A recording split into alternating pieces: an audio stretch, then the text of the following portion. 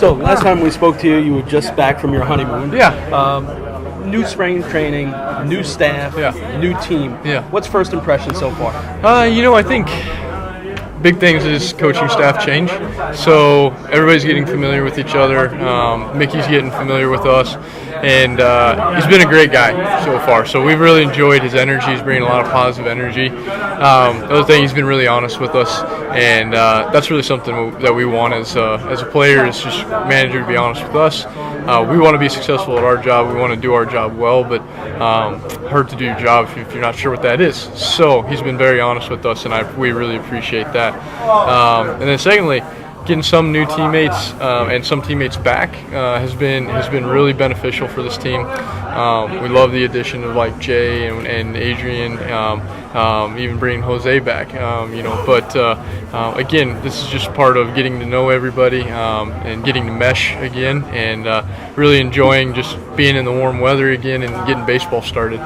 It's so strange because you were part of that sell-off last year, and you talked about it, about how you were happy that other teams wanted you, but happy that you're still a Met. Right. But being part of that sell-off, and then now looking at what this team is, it's night and day. Right. As an athlete, what's that feeling when you come to spring? Like when you left the last game of the season.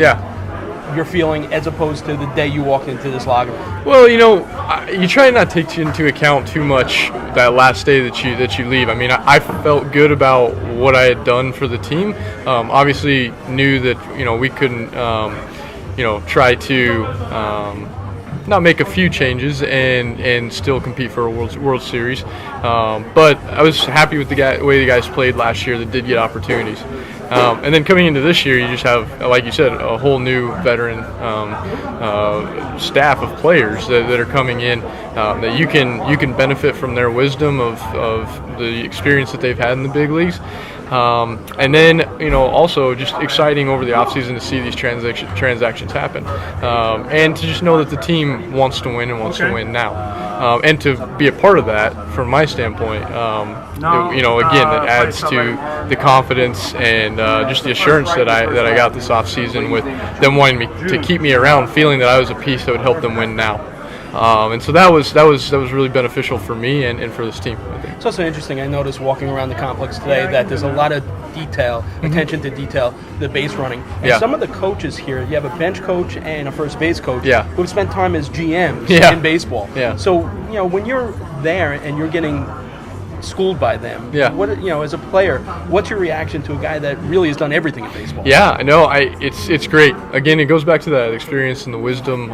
If they have so many years of experience on both sides, then they know exactly what front office is looking for, and they know exactly what players are looking for, so they can bridge that gap really well.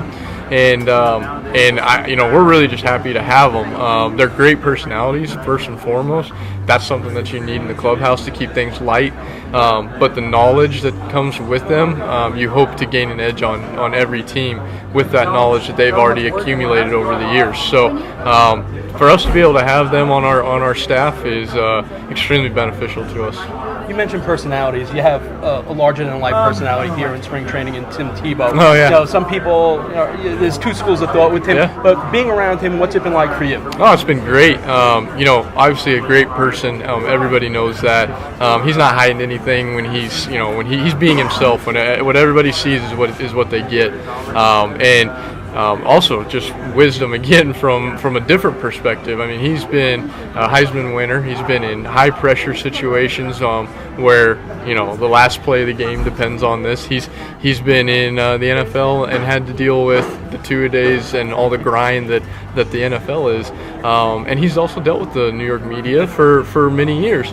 And then he has a lot of influences on the outside from experiences from his own life that weren't on the field to share. So his work ethic is great to be around, and his personality is great to be around. So I think he's just an encouraging force, to be able to pick up on how he works, how he goes about things, and again, just another piece of information to come in and influence us for the better. Lastly, and knowing from watching you over the years and interviewing you over the years, I know that you never take a second for granted. But when you see what David Wright goes through on a daily basis to try and get back to play the game he loves, what message does that send to you on a daily basis? You know, it really is inspiring to see because you know, the guy, he doesn't have to stick around. He's got a family. He's got, you know, another little baby on the way. But yet he loves the game so much, and he cares about this team so much, and knows what an impact he can make on this team just by being around. And then if he gets on the field as well, that he is giving it his all every single day, and he's coming in and he's putting in the time. So to be able to see somebody do that day in and day out, it gives you the appreciation of what kind of work you should be putting in, and then also, I mean, just gives you appreciation for how lucky you are to be able to come here, warm up for 30 minutes compared to 3 hours, and go play a game that you love. So definitely is a positive for us, and gives us great appreciation.